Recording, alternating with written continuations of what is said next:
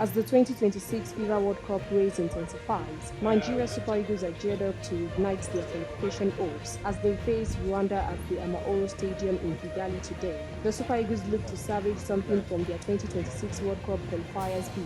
Nigerians are hopeful as what will be our fate. We'll continue to supply you more sports news updates. Keep watching NaijaNews TV.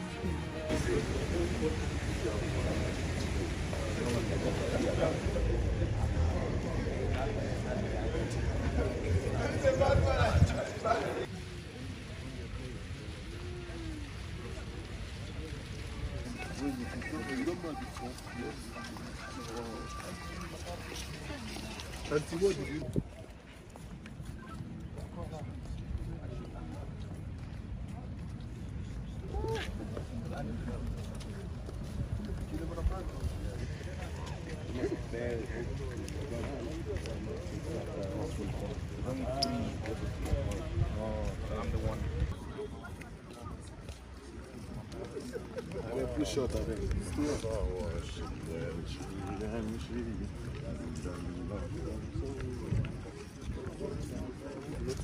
What you saying, bro? Nah, just a little bit, bro.